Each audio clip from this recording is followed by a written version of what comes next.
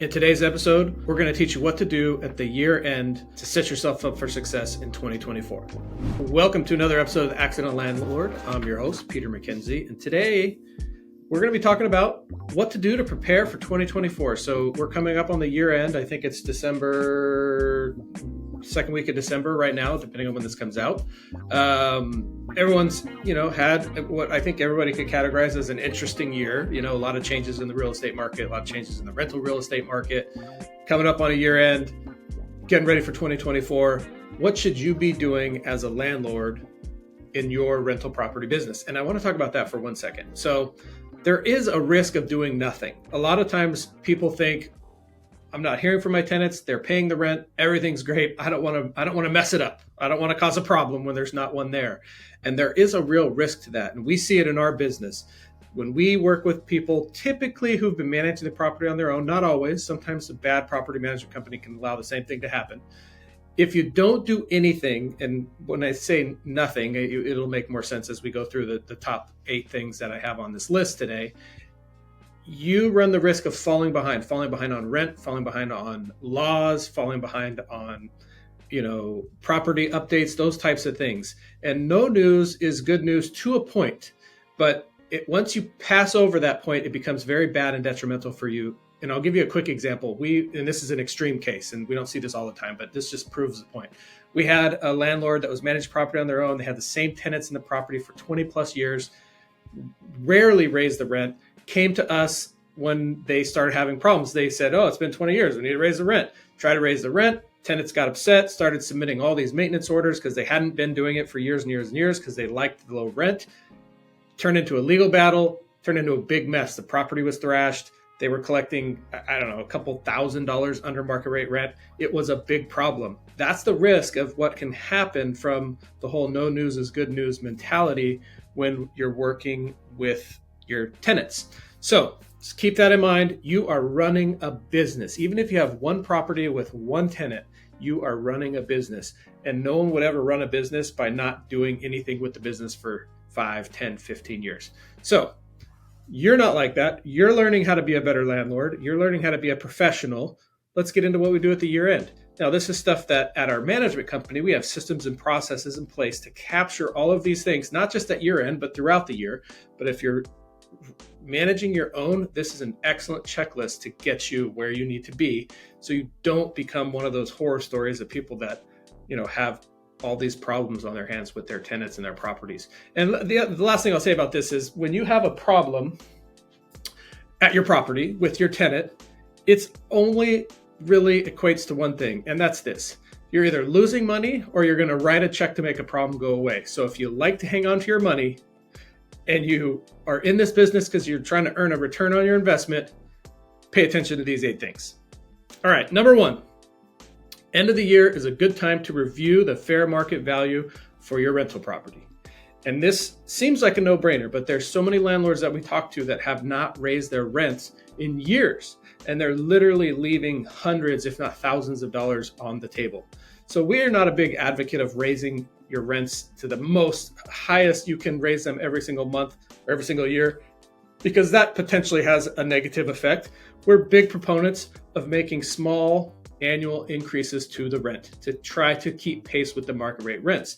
Now, 2020, 2021, a small increase, you more than likely fell behind because the rents were going up so fast. That's calmed down. Things are kind of returning back to normal, but you need to be reviewing your fair market rent every year and making adjustments accordingly. Now, your lease might not expire at the end of the year, and that's okay. But if you do this review at the end of the year, at least you are educating yourself on what the fair market rents are, so that when your lease expires, or if you're on a month-to-month, when you properly notice your tenants, you know what to raise the rent to. So caveat here, there are some laws that affect how much you can raise rent. The main one's Assembly Bill 1482.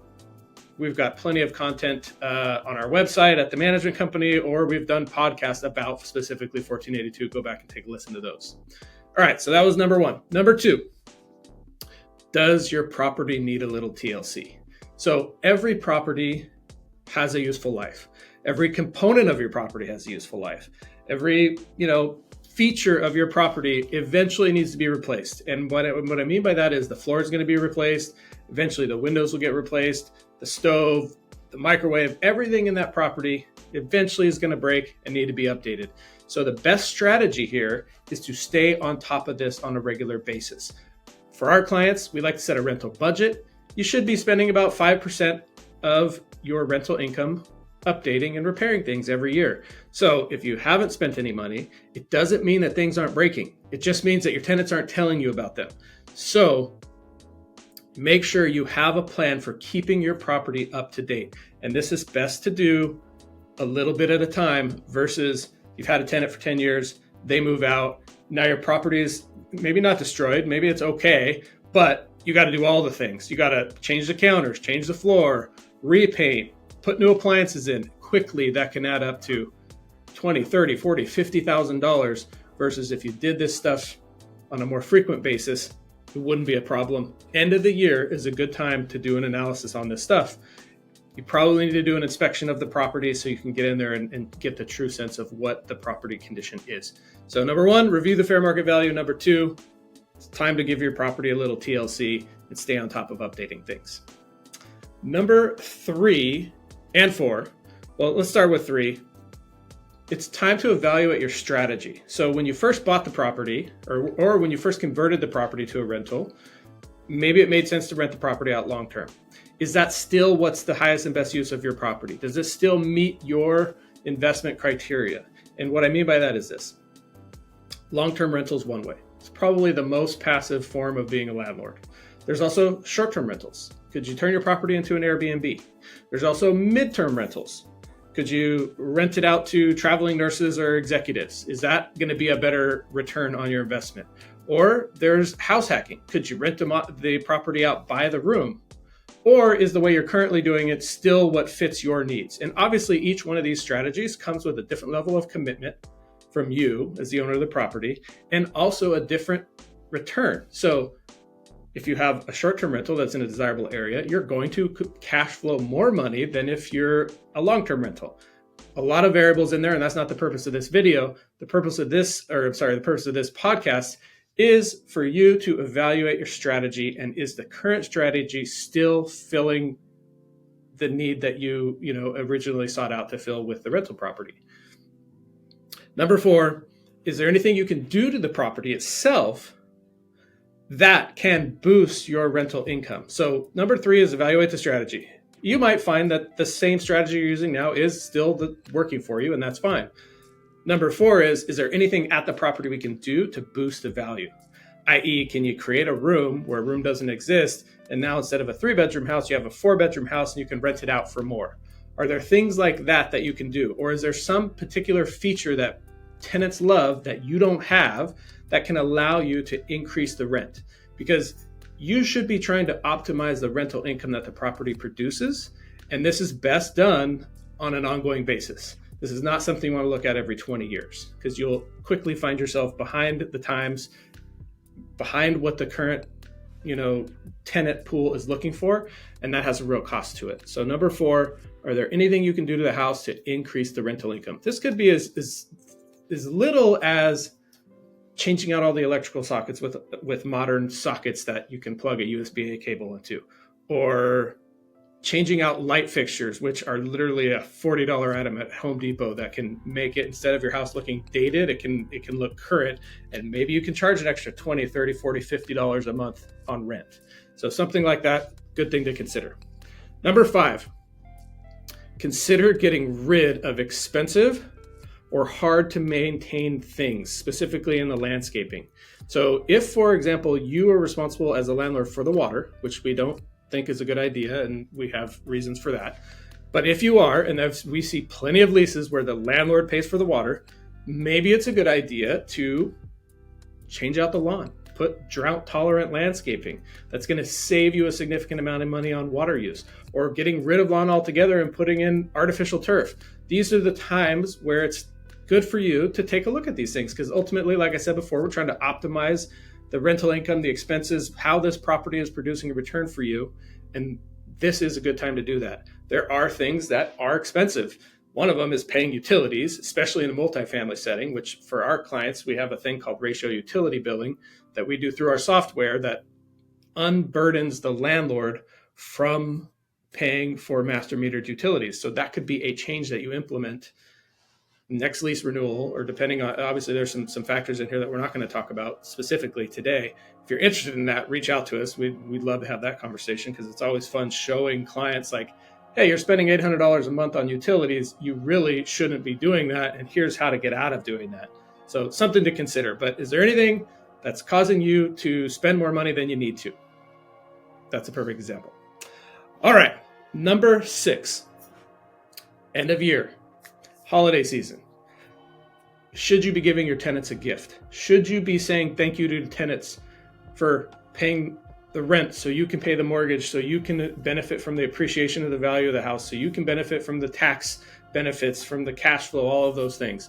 This is a controversial topic, and we've talked about it here on this podcast many times. There are some landlords who feel that it's not necessary, and that any potential positive outcome that's going to come from it doesn't matter, because negative interactions far outweigh one positive interaction. In fact, we had a guest on here not long ago who we had a pretty good conversation about this, and his point was, for every one negative interaction, you need to have 5 positive interactions. I don't know if that was the exact numbers, but that was the gist of it. And his argument was, most interactions are negative, and frankly they are. Your rent's going up, you didn't pay the rent, you broke something, your lease is not being renewed. Those are all negative interactions. So one positive one, in no way are we going to be able to overcome all the negative ones. And that makes sense to somebody who's analyzing a spreadsheet, is very analytical and looks at this from that perspective. But put yourself in the shoes of the tenant. If all the interactions are negative, how good would it feel to get something from your landlord that said, hey, thank you for being a good tenant. We appreciate you. Take this gift and go do something nice for your family, or whatever the gift may be. In our particular business, we do a gift card so they can take their family out for a meal at a nice restaurant, or not at a local restaurant. And the feedback we get on that is phenomenal. In fact, it's so good. We've had tenants tell us, hey, we have to move, the school district or the landlord's doing this or whatever. We don't want to move away from you guys. So is there another property that Rincon manages that we can move into, because you guys are awesome and amazing and you take good care of us? That is the value that taking care of your tenants brings. And that, in my opinion, is the benefit of having a program in place to gift your tenants at the end of the year. Now, obviously, if you're in an eviction, if you have a big battle going with your tenants, probably not going to do a gift. And I get that. But for 95% of tenants that are out there that everything's going the way it should, it's something you should consider. It should be part of an overall tenant retention strategy to keep your tenants in the property, because as a landlord, when the tenants stay in the property, that's when your property returns perform the best. And this gift thing is a part of that. The other big part of that is treating your tenants well, fixing things when they break, treating them like, equals. So consider gifting your tenants. Obviously, it lends itself to that at the end of the year, holidays, all that stuff. All right, number 7. And this one's hard for people to do sometimes. End of the year is a good time to catch up on all the legal changes that are impacting your rental business, because you are a business owner if you have a rental property. And the legislature at the state of California is notorious for passing a bunch of new laws related to what landlords and tenants can and can't do. The federal government has their own. A lot of local municipalities have their own as well. This is a time for you to brush up on that, because typically speaking, most of these laws go into effect at the first of the year. So you need to stay on top of this. And this is not something you can do once every 5 or 10 years.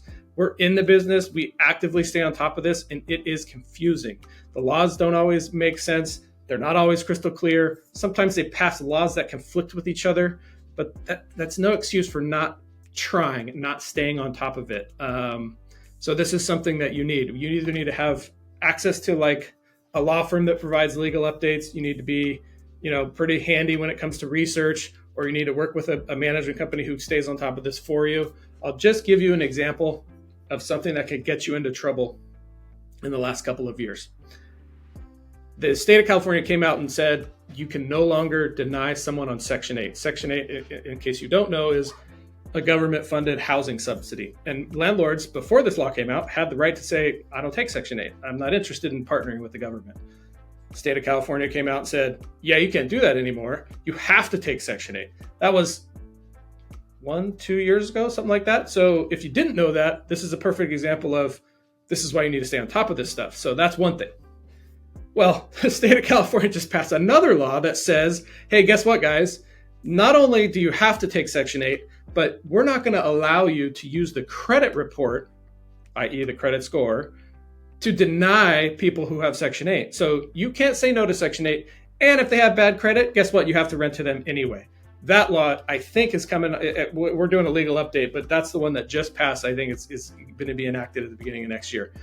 Those two laws can get you into a lot of trouble. So if you have someone that applies for your rental, they're on Section 8, you tell them, no, we don't take Section 8, that's a violation. You do not want to get in hot water with the housing authority. They will come after you and it will cost you money. And then even if you said, okay, yeah, we'll accept your application, and then you deny them because their credit is horrible, which is not uncommon, another violation. So those two little laws, and that's literally 2 out of dozens and dozens of laws that get passed. It's actually really ridiculous, but that's another podcast episode altogether. So at the end of the year, figure out what the new laws are that it's going to affect your business and make sure that you're in compliance. And the politicians aren't dumb. They are making these laws with teeth behind them, where they're going to be fining you. In fact, they passed Assembly Bill 1482, which was the statewide rent control. During COVID, there were loopholes. People were like not following the law. They came out, and this is one of the ones that's coming out. They basically gave that law more teeth. And now there are harsher financial penalties, and they're clarifying it. So the point of the story is stay on top of the legal updates, know what laws are affecting your business. All right, last one, number 8, taxes. You have to keep clean records. 2, you have to get the information from your business to your accountant or your CPA. I definitely recommend you use a professional. Some people do taxes on their own. When you have real estate, there are things available to you that if you don't know about, you're losing significant amounts of tax savings, like depreciation. Most in our area anyway, most properties are depreciating from a tax position that you need to be taking advantage of. Anything you do, we've had multiple CPAs on the podcast, so go back and listen to some of those episodes. The point here, though, is you need to keep clean records, and you need to get those records off to your CPA so that your CPA can do your taxes accordingly. Because owning rental real estate is a huge tax benefit to you, and if you're not paying attention to those benefits, you're losing real dollars and cents in the form of you're paying higher taxes when you potentially wouldn't have to. So those are the top 8 things to do at the end of the year. Short and sweet episode. Make sure you are giving some attention to these things at the end of every year, regardless of when your lease expires. You need to stay on top of these things. I want to see you guys win with your rental property. I want to see you guys operate them like a professional would. And it's absolutely possible. You just have to be willing to invest the time and effort into learning these things and making them happen. Okay, so those are the top 8. Let's just go through them really quick. 1, review the fair market value of your property. 2, does your property need a little TLC? What things can you update? 3, evaluate your strategy. Is it time to switch strategy? 4, are there any improvements you can do to the property to increase the rent that you can charge? 5, consider getting rid of expensive maintenance items that are costing you money, like a huge lawn. 6, is it time to gift the tenants? Should you be doing something nice for them? 7, update yourself on all the new legal changes. And 8, keep good records and get that stuff to your tax accountant so you can save money on taxes. Hope this provided value to you. This is something you should do at the end of every year. If you're interested in how we do it for our clients, we're happy to have a conversation. If you want to partner with us to do some of this stuff for you, that's a conversation we'd love to have as well. Thanks for your time. Here's to a good new year for 2024.